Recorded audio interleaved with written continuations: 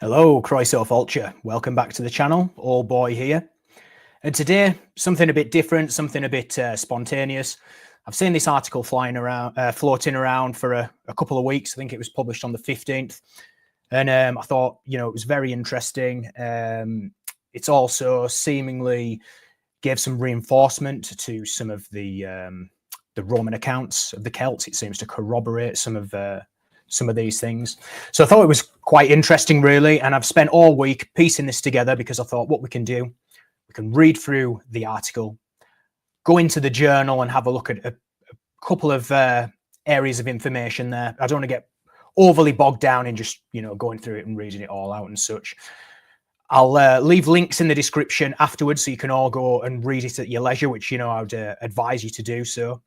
And then I thought, well, let's have a look at all of the Roman and Greek sources which talk about this kind of motif for these reports, similar kind of practices and behaviors going on in the Celtic world. So let's pull those out, and also a couple of figures from mythology as well, just to show these to you for those who may be unaware or may have not seen all of the sources. So that's the order of the day. And there's a lot to cover, so let's get into it, and I hope you enjoy it. Okay, so boom, here we go. So this is just the article that was written by Science Alert. The link's at the bottom. As I said, I'll put the link for the actual journal in the description. So let's get into this article. Let's see what it's got to say. Okay, around 2,000 years ago, before the Roman Empire conquered Great Britain, women were at the very front and centre of Iron Age society. Researchers have sequenced the genomes of around 50 Celtic Britons buried together in southern England and uncovered strong evidence of female line descent. Among the large kin group, who lived before and after the Romans launched their invasions in AD 43, more than 2/3 were descended from a single female ancestor. Meanwhile, 80% of the unrelated family members were male.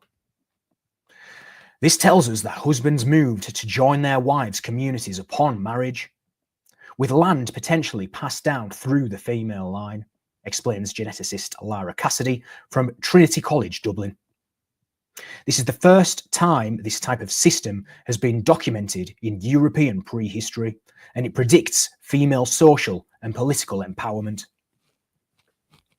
The Dorset dig was conducted by archaeologists at Bournemouth University, and the genetic study was conducted by researchers at Trinity College, London. To compare what was found at Dorset to the rest of Britain, Cassidy and a fellow geneticist at Trinity sifted through the DNA database of dozens of other Iron Age archaeological sites scattered across the island. Celtic Britain cemeteries are rare to find, and usually there are far fewer burials than the one in Dorset. Nevertheless, researchers found several examples of matrilocal societies, which is different from matrilineal. It's more to do with people moving to where the women are and moving to live with the wives rather than the other way around. Rather than just being descended from one female line. They can tell that because mitochondrial DNA is inherited exclusively through the maternal line. In a Yorkshire cemetery from the Iron Age, which is Pocklington, which is Parisi territory, for example, one dominant matriline dated back to before 400 BCE. But as Cassidy explained to Becky Ferrier at the New York Times, matrilocal descent doesn't equate to matriarchal. Men may have also held positions of authority in Celtic Britain society. Even still, the Romans were no doubt flabbergasted by such a female-dominated structure, where women may have inherited property or been able to divorce. At archaeological sites, Celtic women often receive the most lavish burials, indicating a high status in society. They also led armies. Boudica, a warrior queen who was famed for heading a revolt against the Romans, was described by the Roman historian Dio Cassius as most terrifying and possessing greater intelligence than often belongs to women. Boudica's army sacked 2 cities, killing 80,000 Romans and their allies. Dio Cassius points out that all of this ruin was brought upon the Romans by a woman, a fact which in itself caused them the greatest shame. It's been suggested that the Romans exaggerated the liberties of British women to paint a picture of an untamed society, explains archaeologist Miles Russell from Bournemouth University, who is leading the excavation at Dorset. But archaeology and now genetics implies women were influential in many spheres of Iron Age life. Indeed, it is possible that maternal ancestry was the primal shaper of group identities. In an independent review of the study from nature, evolutionary anthropologist Guido Alberto Gnecchi Ruscon argues the evidence is compelling and that a matrilocal society where men move between groups seem to have been widespread across the island and practiced over centuries. The genetic research, Gnecchi Ruscon continues, validates the claims that women played a special role in Celtic Briton society. History might be written by the victors, but genes can still tell stories too. Okay, so there we go, and it's linking in the journal by Nature magazine. So yes, very interesting, and a lot of people have often thought, you know, this opinion of the Britons from the Romans, it's obviously coming from their point of view. It's going to have inherent biases there. However, it's interesting to see how further evidence can actually seem to corroborate some of these notions. So that's partially why I actually thought this was a really interesting article. So let's go and have a look at some of the key points from the actual journal. And as I said, I urge you to read through it at your leisure, just to get the most out of it. So here is a reconstruction of this matrilocal society. And what they did is they went and they took samples from 50 bodies from one location, and I believe a certain number of those were viable enough to give them information, and 2/3 of the majority of the viable DNA showed that they were related to this same female kind of line here. So the best fitting pedigree, sampled individuals are outlined in black with Winterbourne, Kensington. So you'll see this WKB. This is the location, the region that they excavated, Winterbourne, Kensington. ID numbers and are coloured by haplogroup. The founding U51B haplogroup, and this is largely associated with Western hunter-gatherer genetics. For example, Cheddarman is actually from the U5B female line as well. So that's interesting. The founding U5B1 female is shown at the top with 4 descendants with de novo mutations underneath. Further descendants are connected with dashed lines. Matings between descendants of the founding female are shown in bold, labelled 1 to 5. Deduced relationships not fitted on the pedigree are shown with light grey lines with the estimated degree of relatedness. So that's I just wanted to give you that visual overview so you get an idea of what we're going to be looking at here. Okay, so matrilocality in Drurotrigian society. Excavations at WBK in coastal southern England have revealed considerable evidence for settlement spanning the later Bronze Age around 1000 BC to the post-Roman period. Around AD 500, including several small Durotrigian type cemeteries from the later Iron Age. Genomic data we retrieved for all 55 skeletal samples taken from the site. So 40 of these 55 achieved a coverage high enough for genotype imputation and robust identification of genomic segments, and were identical by descent. You're going to see this abbreviation here, IBD, which means identical by descent between individuals. Okay, so that's just saying that out of the 55 skeletal samples, 40 of those were viable. This revealed WBK to be the burial ground of a large kin group during the Durotrigian period of the site's usage. So from around 100 BC in this particular context to AD 100, with 30 of 40 individuals possessing at least one relative of approximately the 7th degree or closer. An additional 4 low coverage members of this kin group were identified through allele matching systems. So this is the information that we're looking for. So strikingly, more than 2/3, so 24 out of the 34 of the genetically identified kin belong to a rare lineage of mitochondrial haplogroup U5B1. And it says here that the predominance of this single matriline is not skewed by an abundance of siblings, with only 2 pairs of sisters being observed.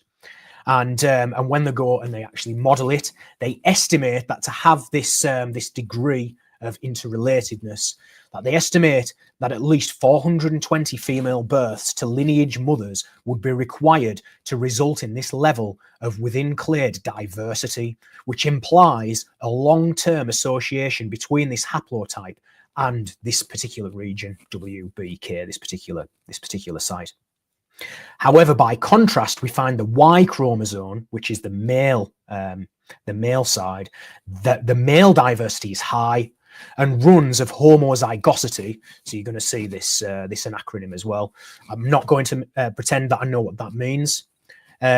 However, it does say here that because of this, that it indicates that this was an outbreeding community. So the females were local, they were in that region, and they were breeding outside of the community. Okay, we've reconstructed the most parsimonious pedigree for the core kin group, which further confirms matrilocal traditions at WBK coupled with male mobility. We found only one patrilineal relationship greater than the 1st degree, and we infer this to involve multiple partnerships with matriline women across generations. So one male breeding with a female from that line, and then in a later generation also doing that, which then their offspring seem to come from this male pedigree, or however they're referring to it. Patrilineal. 6 individuals, all male, show no detectable genetic connection to the WBK kin group. Okay, so they're from outside of this region. Although they may have still been family members, for example's inward migrating spouses or fostered children. So I guess what they're saying there is males moving into the area, possibly bringing previous children to move into this region to be with the women and that land, that region that they inhabit. 4 of the 6 who were adult or adolescent at death were buried in typical Durotrigian fashion. 3 with grave goods comprising locally manufactured ceramic vessels, implying their integration into the community. So these people from the outside, these males, that it's implying that they were integrated into this community. When considering genetically related individuals, we find 8 of the 10 family members who do not belong to the dominant mitochondrial haplogroup are male. We infer 2 marriages between these non-lineage men and lineage women, including the outlier, whose ancestry derives mainly from continental Europe. And they're going to talk about this genetic affinity between particularly the southern regions of Britain and continental Europe. We note that the co-burial of spouses is not typical of a society with strict emphasis on matrilineal descent, in which men will frequently visit or even reside with their matrilineal kin and are often buried alongside them rather than their wives. Indeed, the integration of husbands into their wives' households can place strain on matrilineal systems in which nephews inherit from their maternal uncles. And then it says here, this is a key piece of information. For this reason, matrilocality is thought to be more stable when there is less prosperity for male kin to control. It is associated with societies in which wealth is concentrated in the land, which is typically abundant and extensively farmed and owned by women, and in which men are often absent for example, because of warfare. So what they're trying to say is that the absence of the males, that is a kind of environment which can lead to this matralocality. And they give an example here, due to warfare, which, I can see the logic there for sure.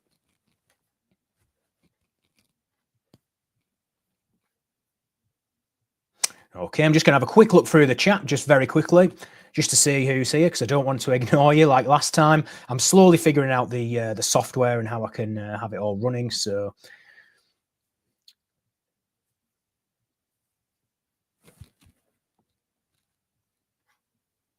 yes, it does seem so, Carl. Those Rolling Stone.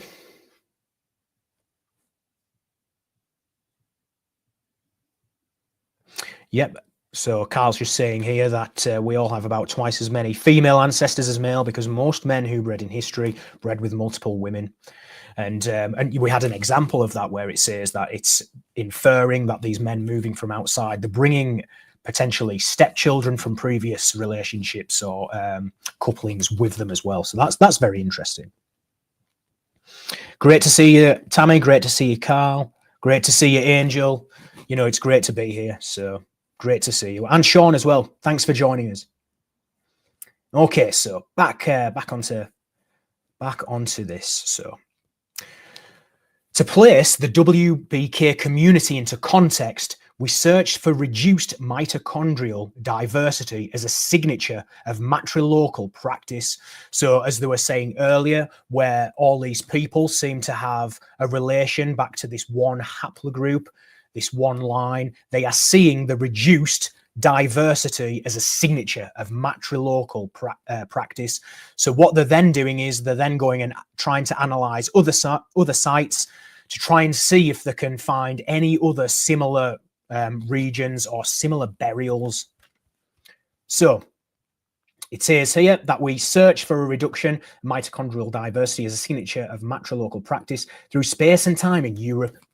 We considered 156 archaeological sites spanning from the Neolithic to the Iron Age and observed 6 outlying communities with extremely low levels of diversity in this context.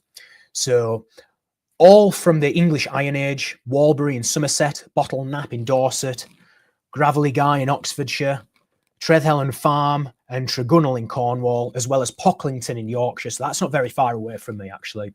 And I went to see the Pocklington Shield. It was from a chariot burial, and they actually discovered this rider buried with the chariot and the horses in upright position. And it was quite an extraordinary find. They found it when they were building a housing estate, and I got a chance to go and see the shield, and it was very interesting. So the tribe, they believe, were called the Parisi tribe, and they believe there may have also been a connection to a tribe with a similar name in mainland Europe. Okay, we further observed that the 11 lowest diversity estimates come from British Iron Age populations, as well as one English Middle to Late Bronze Age site. By contrast, Y chromosome diversity is high, and patterns of ROH imply that these were relatively large outbreeding communities. So once again, outbreeding where they are breeding outside of the community, outside of their immediate neighbours. At Pocklington, the second largest British cemetery sample in the dataset, 28 of the 33 individuals belong to one of the 3 dominant mtDNA haplogroups, which is the female side, which in a manner is akin to the main site WKB.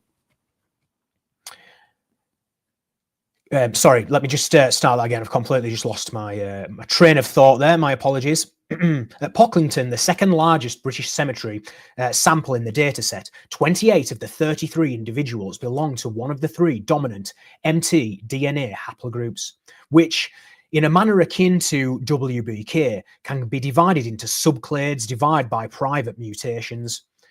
Here, the main period of burial activity was between 450 BC, but the first observation of a dominant matriline predates this to the early Iron Age, so circa 717 to 395 BC. And this is a key piece of information. These results provide strong evidence that Longview matrilocal communities were widespread across the island through the Iron Age and may even have their origins in the preceding Bronze Age. Okay, so this might not actually be an Iron Age phenomenon. It might actually have its origins further back into the Bronze Age period. So I thought that was interesting to highlight there. Both matrilocality and matrilineage are predicated by cultural factors that increase female involvement in subsistence labour and decreased paternity certainty. So that's where males are certain that the child is theirs. So what they're saying here is this phenomenon of matrilocality, it's usually asserted by certain cultural factors, which what they're saying is are increasing female involvement in subsistence labour. But that also mean that there's a decrease in the males being certain that the children are theirs, such as if they're away for extended periods. And here we go, it actually mentions that. So external warfare can encourage both of these through male absence and has long been theorized to induce transition to matrilocality through various mechanisms. Matrilocality also predicts a history of migration into new territory, which often is accompanied by frontier warfare. So they're kind of saying that there seems to be a connection between this phenomenon and either movement of people and particularly warfare. The British Iron Age was debatably a time of high societal violence, indicated by the early proliferation of hill forts, weapons, human remains displaying violence-related injuries, and instances of intergroup conflict recorded by Roman writers such as Julius Caesar and Tacitus. Importantly, although matrilocality does not necessitate female political and social empowerment, it is strongly associated with these and resonates with Roman descriptions of Celtic women. And we're going to look at some of these in a moment. Although classical depictions of conquered peoples are often viewed with skepticism, we find here some truths in these writers' appraisals of Iron Age Britain. So, and these are the conclusions. So, of course, they are saying that it seems to be a result of primarily warfare. However, I found it interesting that that they were also mentioning that it could actually have its origins in the Bronze Age as well.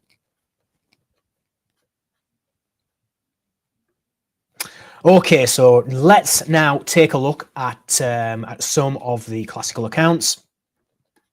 And we're going to first take a look at Boudica. Okay, so Tacitus talks about her. So Boudica, queen of the Iceni. So it seems that her father, originally who was in power, seemed to accept to have an arrangement with the Romans, and he then was supposed to, when he died, pass the heirship to the Romans, so pass on his land and everything to the Romans upon his death. During his life, they were sort of looked after, given wealth and stuff. However, when he died, it seemed to throw everything into a bit of turmoil. So, and Boudica didn't take a liking to this, and she kind of rose up against the Roman powers, united certain tribes together, and basically ultimately led an attack on the Romans, and yeah, she seemed to cause them more than a bit of a headache. Let's put it that way. Okay, so let's have a look at what Tacitus has to say in Agricola. So, fired by such arguments as these, the whole nation took up arms under the leadership of Boudica, a woman of royal blood, since they recognized no distinction of gender among their rulers. After attacking the troops sparsely, distributed among the Roman forts, and overcoming their garrisons, they invaded the colony itself, which was Colchester. As the seat of oppression, no variant of barbarous savagery was omitted in their victorious rage. Had Suetonius Paulinus not learned of the uprising in his province and rushed to the rescue, Britain would have been lost. And then again, we have some more from Tacitus here. this time in annals. Presutagus, the king of the Iceni, famous for his long-lived opulence, had named the emperor heir among with his own 2 daughters, thinking by such defence to keep his kingdom or household out of harm's way. The result, however, was quite to the contrary, so much so that his kingdom was ravaged by centurions and the household by their slaves, as if both had been taken captive. Already his wife Boudica had felt the lash, and his daughters had been violated. All the Icenian nobility had been stripped of their family estates, and the king's relatives were treated as servants. Okay, so this transition of power doesn't seem to have gone quite to plan. At this outrage, and fearing worse to come, since they had been reduced to the status of a province, they took up arms and stirred the Trinobantes into rebellion, along with others not yet broken by servitude, who had entered into the secret plot to regain their freedom. Boudica, mounted in a chariot, her daughters before her, rode up to each clan, giving witness that though in truth it was customary for Britons to wage war under a female leader, she, born of highest ancestry, was taking vengeance not simply for the insult to her realm and power, but as a woman of the people, her freedom lost, her body scarred by the lash, for the shame visited on her daughters. It's painting quite a bleak picture, really. And then from Dio Cassius' histories. But the person who was chiefly instrumental in rousing the natives and persuading them to fight the Romans, the person who was thought worthy to be their leader and who directed the conduct of the entire war was Boudica, a Briton woman of the royal family and possessed of greater intelligence than often belongs to women. This woman assembled her army to the number of some 120,000 and then ascended a tribunal which had been constructed of earth in the Roman fashion. In stature she was very tall, in appearance most terrifying, in the glance of her eye most fierce, and her voice was harsh. A great mass of the tawniest hair fell to her hips. Around her neck was a large golden necklace, which sounds like a classic description of a Celtic talk. And she wore a tunic of diverse colours, over which a thick mantle was fashioned with a brooch. This was her invariable attire. She now grasped a spear to aid her in terrifying all beholders, and spoke as follows. And then it goes into a big long spiel. I've specifically picked out quotes that relate to the women in positions of power. So I haven't included the quote because I had to condense it. So the source is there. In your own time, go and check it out because it's all interesting stuff. When she had finished speaking, she employed a species of divination, letting her hair escape from the fold of her dress, and since it ran on what they considered the auspicious side, the whole multitude shouted with pleasure. And I just thought that was interesting, how they're using a form of divination here, just with the way that hair falls here. So I thought that was interesting. Having finished an appeal to her people of this general tenor, Boudica led her army against the Romans, for these chanced to be without a leader, insomuch as Paulinus, their commander, had gone on an expedition to Morna, an island near Britain. This enabled her to sack and plunder 2 Roman cities, and as I have said, to wreak indescribable slaughter. Okay, here's some more from Dio Cassius. Boudica, at the head of an army of about 230,000 men, rode in a chariot herself, and assigned the others to their several stations. Paulinus could not extend his line the whole length of hers, for even if the men had been drawn up only 1 deep, they would not have reached far enough, so inferior were they in numbers, nor, on the other hand, did he dare to join battle in a single compact force, for fear of being surrounded and cut to pieces. He therefore separated his army into 3 divisions in order to fight at several points. At one and the same time, and he made each of the divisions so strong that it could not be easily broken through. They contended for a long time, both parties being animated by the same zeal and daring. Excuse me. But finally, late in the day, the Romans prevailed, and they slew many in battle beside the wagons and the forest, and captured many alike. Nevertheless, not a few made their escape and were preparing to fight again. In the meantime, however, Boudicca fell sick and died. The Britons mourned her deeply and gave her a costly burial, but feeling that now at last they were really defeated, they scattered to their homes. So much for affairs in Britain. And some of the sources actually say that she poisons herself. And we have other accounts of, in the wider Celtic context of mainland Europe, for example, the Galicians and the Celts of Iberia of also poisoning themselves. And there's accounts that say they actually used to create a poison from the berries of the yew tree as well, which is very interesting. And I can't remember the name of the source off the top of my head, but it was talking about the reverence that the Celts had for the yew tree, and it also mentioned that. So I will have to go and pull that out and find it for the future. Okay, so now we're going to take a look at some sources on Cartimandua. Now, Cartimandua was queen of the Brigantes, excuse me. And the Brigantes are described as one of the largest Celtic confederations in the north of England. They seemed at one point to be, they're certainly described in some of the classical sources as their region spanning from east coast to west coast in the north of Britain. And the kingdom that Cartimandua seemed to rule over, again, they seemed to side with the Romans initially, and seemed to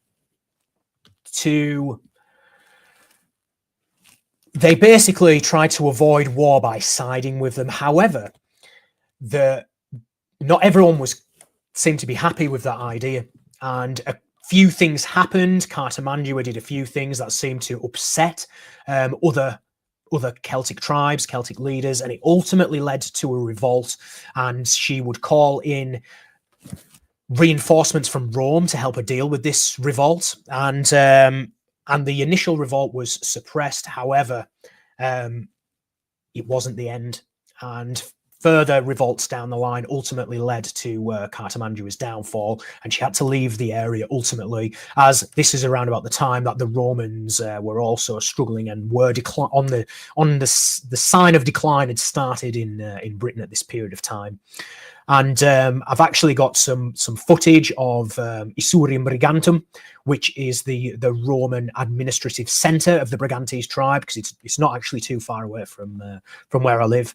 So I'm going to edit this together and put it together so that you can see, have a little bit of a walk around of the site to see where the region that this tribe was inhabiting. Okay, so let's get into it. Tacitus Annals. Caratacus himself, since adversity seldom finds refuge, so Caratacus, he was the leader of a tribe, and they were giving fierce resistance to the Romans, and he ultimately fled to Cartimandua for... Oh, hang on a minute. Sorry about this, guys.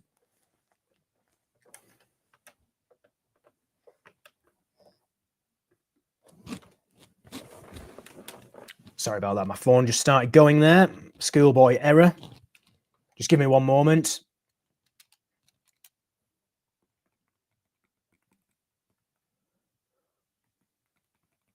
Sorry about this.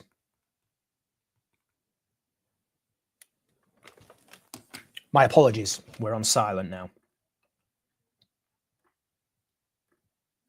There we go. Okay. My apologies about that. That was unintentional. Okay, so Caratacus ultimately went to Cartimandua for refuge, and she actually handed him over to the Roman authorities. So Caratacus himself, since adversity seldom finds refuge, having sought the protection of Cartimandua, queen of the Brigantes, was arrested and handed over to his conquerors in the 9th year after the start of the campaign in Britain. His fame had spread as a result beyond the island, permeated the permeated the closest provinces and was celebrated in Italy also, where they were curious to see the man who had defied the power for so long.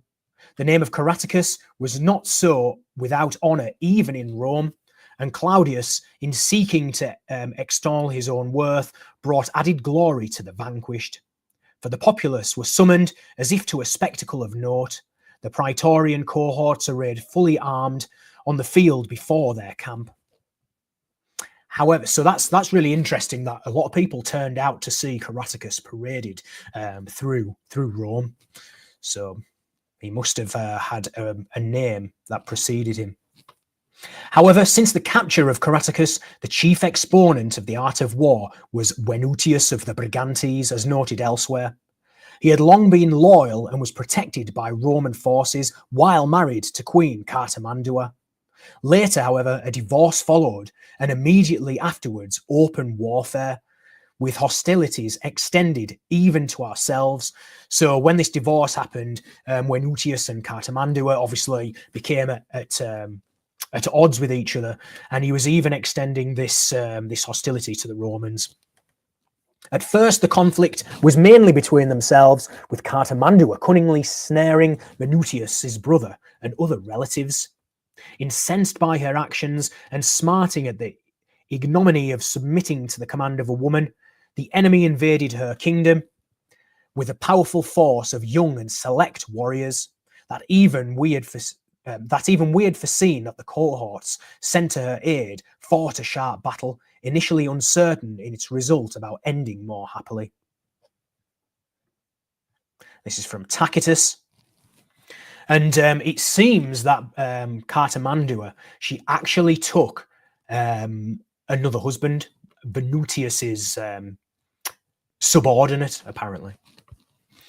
So this is Tacitus' Histories. The Britons, led by Venutius, were roused by the many rumours of discord and civil war. He, in addition to his innate courage and hatred of the Roman name, was stirred by his personal resentment of Queen Cartimandua. She ruled the Brigantes empowered by her ancestry, increasing her power after she was thought to have captured King Caratacus through treachery, and providing thereby a trophy for the Emperor Claudius' triumph in 51 AD. From this she derived wealth and a wantonness bred by success. Casting off Venutius, who was her husband, she took his squire Velocatus as her consort and co-ruler. So she seemingly is the sovereign here. You know, we've had multiple mentions here to her being in this position due to her ancestry. And you can see here she takes another consort here who then became a co-ruler. Her power, however, was immediately threatened by this flagrant act, her husband favoured by the people, her lover by the queen's fierce passion for him. So Venutius, summoning external aid, at the same time as the Brigantes were in rebellion, placed Cartimandua in a serious position. She then sought Rome's protection, and our infantry and cavalry squadrons, after various encounters, finally rescued the queen from danger, the throne being left to Venutius, the fighting to us. Okay, do we have anyone else? So that's all on Cartimandua. Well, we also have a mention here in a compilation of texts. This is called Treatise on Women Distinguished in Wars.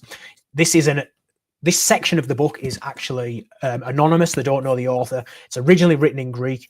This is my translation, and it's regarding a leader of the Galatians, so the Celtic tribe, who obviously moved over ultimately to Asia Minor. And we have mention of the Ister here, which I believe is another word actually for the Danube. I believe the Greeks called the Danube the Ister at a certain period of time.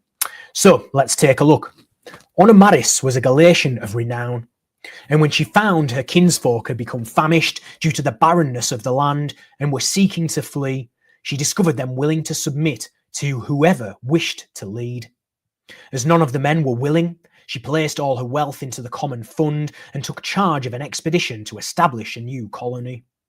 When crossing the Ister, she encountered many adversaries, and by conquering them in battle, she came to rule over the land. Okay, so just a short one there.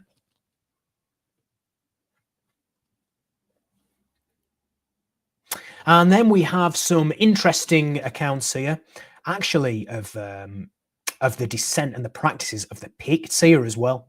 The first comes from Bede, Ecclesiastical History, just a short one here, because it seems that Bede was writing that the Picts seem to have a custom of, in some circumstances, deciding a leader from the female line. And actually, if you look at the historical records, there seem to be two kings who did actually derive their position from the female line, and we're going to look at that now. So Bede.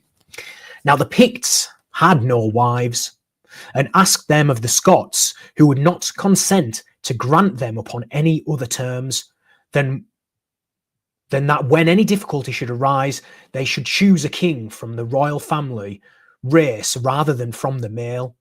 Sorry, let me start that again. Completely just, I don't know. Sometimes my brain just completely just goes. So now the Picts had no wives, and asked them of the Scots, who would not consent to grant them upon any other terms than that when any difficulty should arise, they should choose a king from the female royal race rather than from the male, which custom, as is well known, has been observed among the Picts to this day. Okay, and maybe just to give a little bit more context to what he's referring to here. So it seems like the Picts were in the north of what we would consider modern day Scotland. They were in the southern regions there, and also on the west coast they were inhabiting this region. And the Irish, they were obviously in Ireland, and that was called Scotland to begin with. Scotia, that's how they referred to themselves. And they moved over into this northern region, and it was Kenneth MacAlpin, and he moved over there, and he had many battles with the Picts, and ultimately he ruled over them, he conquered them, but there was also a form of assimilation between the two groups of people that would ultimately go on to become what we would know as the Scots today. And it was kind of like the inception of the concept of what would become Scotland. So I just thought I'd give you a bit of a context there, because they're obviously mentioning that the Scots meeting the Picts, and obviously having this discussion. So I just thought it was worthwhile just filling me in on a bit of information there, a bit of background info. Now, Barbara York, from her book, The Conversion of Britain, she gives reference to some of the historical accounts of where this kind of thing happened. And one of them is actually Necton. Now, interestingly enough, Necton is also mentioned in, because there's actually connections to Simon Magus, strangely enough, in the Irish mythology. So Cuchulainn, for example, in the Toynbee Coolnia, he actually is described as having a raven feathered mantle that came from Simon Magus. There is also mention of somebody called Mugruth, who is apparently a druid, and he is also described as training with Simon Magus. And interestingly enough, the early apostolic church, the Saxon church, they were writing letters to the kings who were Celtic Christian, and one of them was actually Necton, king of the Picts. And in this historical letter that's sent to them, they're actually trying to get them to conform to the apostolic church, and in it they chastise Necton and obviously his followers and clergy for wearing what they describe as the tonsure of their founder, which they call the Simon Magus tonsure. So there's something very curious going on there as well. So I just thought I'd give you a little bit of background info on Necton here. And I've done a couple of videos on that. So if you want to check it out, I do have some videos on Celtic Christianity. Okay, Barbara York, The Conversion of Britain. A key text for the concept of matrilineal succession among the Picts is the origin legend cited by Bede, which is the one we've just looked at, where the Picts are said to have travelled to Ireland from Scythia and to have obtained brides from the Irish on the condition that in all cases of doubt they should elect their kings from the female line rather than the male.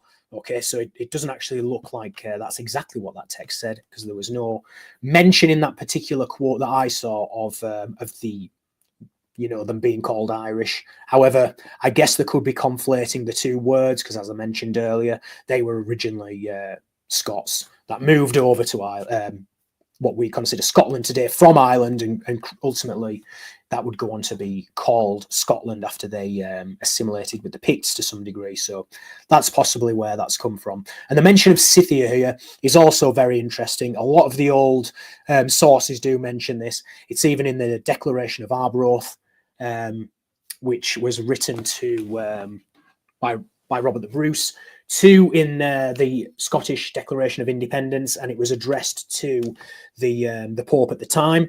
He was excommunicated for a certain period of time, and him and all the barons wrote this letter, and they asserted their descent unbroken from Scythia. And he actually seems to be quoting the journey that is mentioned in the book of the Taking of Ireland. So that's interesting, because, you know, it's a historical document. So I've done a video of that, the Declaration of Arbroath, if you want more on that. So, sorry, I need to stop going off on tangents. Stick to the script. Okay, his comments that it is well known that the custom has been preserved among the Picts to this day reflects contemporary circumstances for King Bridi and his brother and successor King Nectan. They seem to have claimed their throne through their Pictish mother, Deryle, perhaps daughter of Ile, and are identified by their maternal descent in the in the king lists, whereas all the other rulers are given patronymics. This patronymics, that is, that they are identified through their father. The implication of Bede's story is that it was only in unusual circumstances that such matrilineal succession was to apply, but Bride and Nectan do not seem to have been the only kings with non-Pictish fathers. Okay, so that's quite interesting. We've got some accounts of that actually in the historical record, so very interesting there. It's good to see an abundance of information. You know, we've got the classical authors, we have the historical records here as well. We're now getting genetics and archaeology to kind of back this all up. So all very interesting stuff. Okay, so do we have any examples in a wider Celtic culture? Well, Strabo mentions some information which is relevant. So in geography here, he mentions the Celtic people. So let's get into this one. These feelings are common both to the Celtic, Thracian and Scythian nations, as well as the valour not only of their men, but likewise of their women. These till the ground, and after parturition, having put their husbands instead of themselves to bed, they wait upon them. Oh dear, the men are getting put to bed by the wives and looked after. Frequently in their employment, they wash and swathe their infants, sitting down by some stream. Poseidonus tells us that in Liguria, the host Carmaleon, a man who came from Marseille, and this region's gonna play a part later as well. Related to him that having hired some men and women to dig his land, one of the women was seized with the pains of labour, and going to a little distance from where they were at work, she brought forth, like gave birth, and returned immediately to her work for fear she might lose her pay. He observed that she was evidently working in considerable pain, but he was not aware of the cause till towards evening, when he ascertained it and sent her away, having given her the wages. She then carried her infant to a small spring, and having washed it, wrapped it up in good swaddling clothes as she could get, and made the best of her way home. And then he also talks about the Cantabrians. Amongst the Cantabrians, the men give dowries to their wives, and the daughters are left heirs, but they procure wives for their brothers. These things indicate a degree of power in the women. Here's another one. Now, this one's interesting because This actually mentions a group of women who actually don't seem to interact with men and only leave an island that they inhabit to actually go and breed with them. And this, the Loire here, is a river which is in modern day France. It's in roughly in the region of Carnac, where that joins the sea, and there's several islands in that region, the largest of which seems to have had actually connections to the Mediterranean and Greece in the Bronze Age. And you'll know Karnak for its monolithic rows of standing stones. Excuse me. And this region seemed to also have, certainly later on, after the Bronze Age, seemed to have a group of people, Celtic people, called the Veneti tribe, the Veneti, and they had a fleet of ships, and they actually helped to facilitate the tin trade between the south coast of Britain and mainland Europe. And they seem to be the focus, one of the main focuses actually, as the Romans actually came to, planned to start moving in on Britain. They actually looked to get rid of the of this fleet of ships that facilitated trade, because obviously they wanted to disrupt it. They also wanted the trade for themselves as well. Okay. So they say that in the ocean, not far from the coast, there is a small island lying opposite to the outlet of the river Loire, inhabited by Samnite women who are Bacchantes, and conciliate and appease that god by mysteries and sacrifice. No man is permitted to land on the island, and when the women desire to have intercourse with the other sex, they cross the sea, and afterwards they return again. Okay, and this one's from Tacitus Annals, and this is actually this is in the context of Britain, because this is actually what's classed as the Druids' last stand on Anglesey.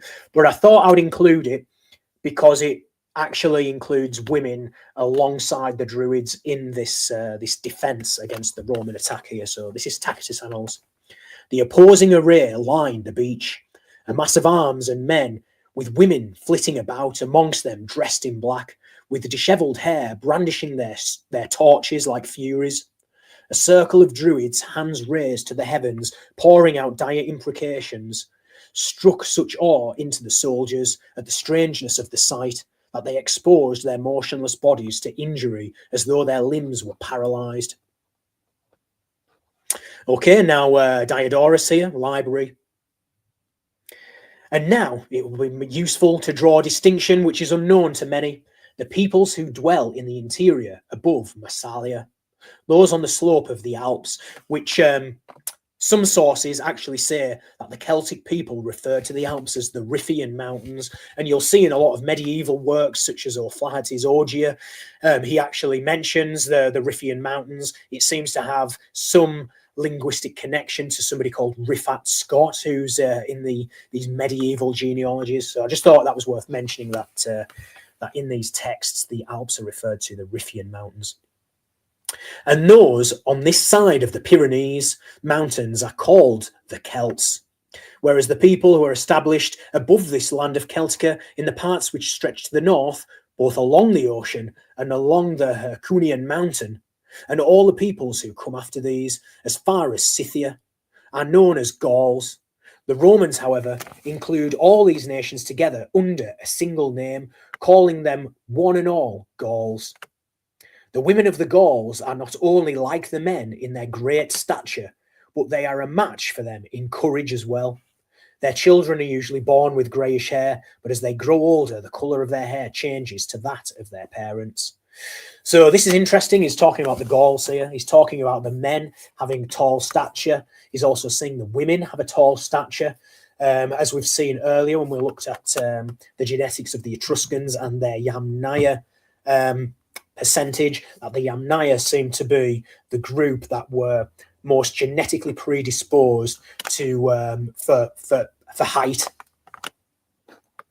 So I wonder if that's to do with the Proto-Indo-European element of these of the Celtic people.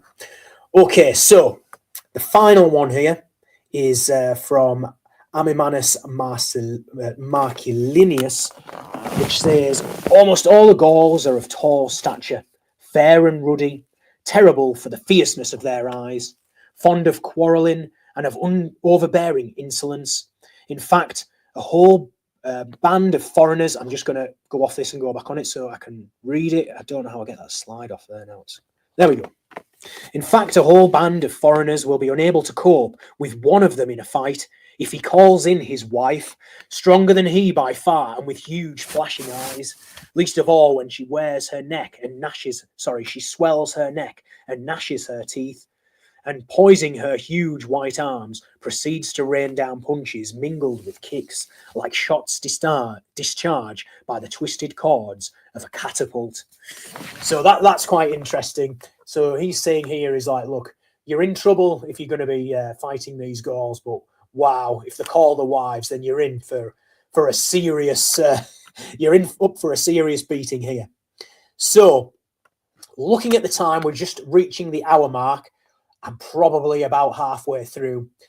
I don't want to go any further because we're going to start looking at the mythological element, and I'll give you like a quick sneak preview of what we're going to look at next. So we're going to look at Maeve in the context of Irish mythology, because this is a character that seemingly almost embodies this archetype that we're seeing in these texts. So she's seen as a sovereign goddess. Some people believe she has her origins as a sovereign goddess. She's described as a virago.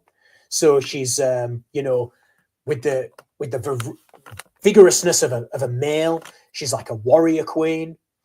She rules. And also, she seems to decide who becomes king.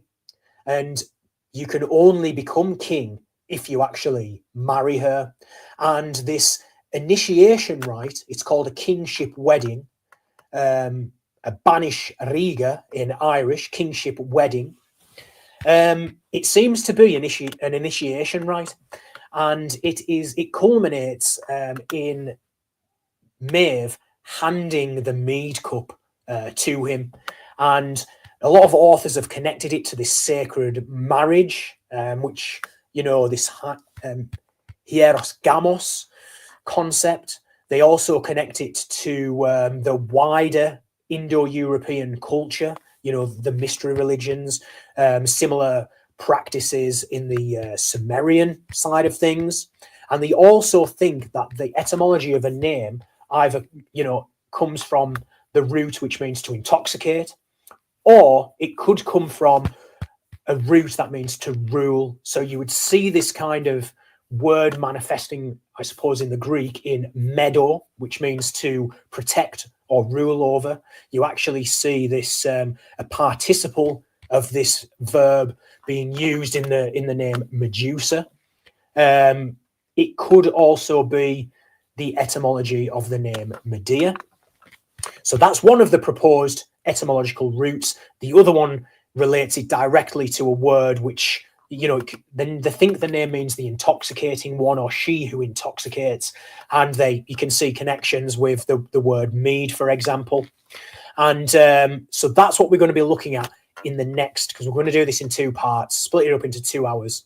So that's what's coming next. We're going to look at that mythology and this character Maeve, who seems to embody this archetype of, this female, powerful female, not scared to lead battles. She is the sovereign. To be king, you have to marry her, and is also seemingly an initiator into this kingship role. So that's what we're going to look at in the next episode. So I hope you enjoyed looking at the sources there. I hope you enjoyed looking at the journal. Please do let me know your thoughts in the comments below. And before I go, I'm just going to have a quick read through the comments because I've neglected them. I think because I'm on the spectrum, I hyper focus on one thing or the other, and I find it really hard. Like if I get a distraction, my whole attention goes to it, and then I completely lose track of what I've just done. That's why my mind wanders a little bit. So my apologies when that's happening. So let's just have a quick look at the comments here. It's great to see everyone. Hey, Tammy. great to be here. Hey, Jenny Lynn, thanks for joining us. Hey, Ryzen, thank you for smashing the like.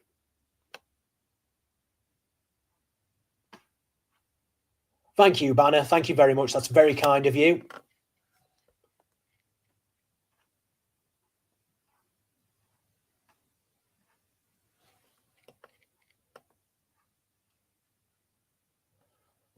Carl, thank you for dropping lots of comments and information in the chat there. Really appreciate it.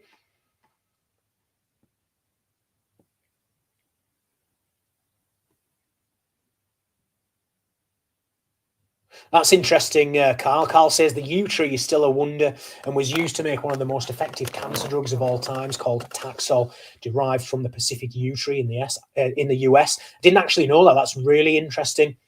I believe as well there's a connection between because I believe the term for it is taxus, I believe.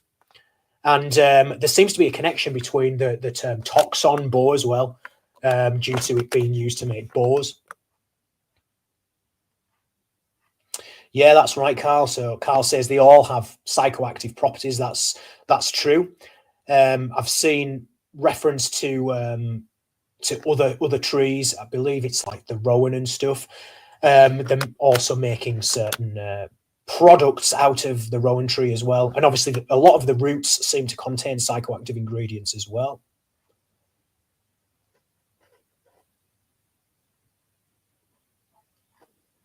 Actually, Heather, she just said she must have been referring. I'm assuming you're referring to the picture of Carter Mandua. She says, "Yeah, does anybody else think it looks like Kate Middleton?" You know what? I actually thought that myself, but I thought it was a coincidence.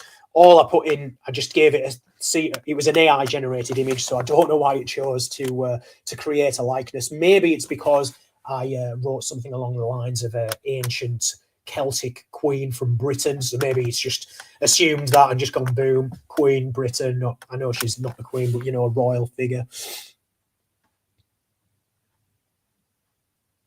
Hey LVT, thanks for tuning in. I'm pleased you like the topic there. That's right, Carl Carson again says here, lots of Anatolian and Greek material culture is very Celtic in appearance. They wear kilts, play bagpipes, etc. It's kind of wild. That's true. And I was actually looking at, is it called, it's in the Mycenaean context, and they've just announced that they're going to, these finds, they're going to actually display them in Greece. I believe they call it the Griffin warrior. And this is like quite an interesting, it's a warrior burial. And they used to have these metalwork pieces of jewelry on the wrist, but in the middle was a carved piece of stone.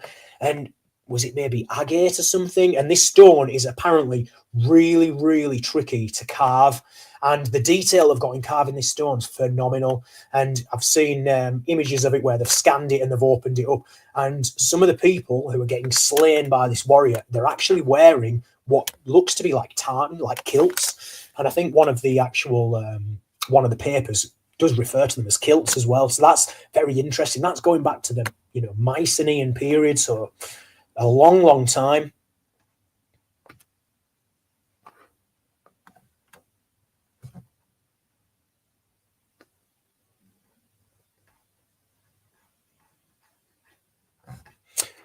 Okay, guys, so I'm going to sign out now. I'm just going to say thank you to everybody who's been chatting in the comments. Hey, Amber, great to see you. Pleased you've enjoyed that presentation. And I'll catch you on the next one. So we're going to split this up into another episode. We're going to go over some more of this next week. So stay tuned, and we'll see you on the next one. Take care. Oh boy, out.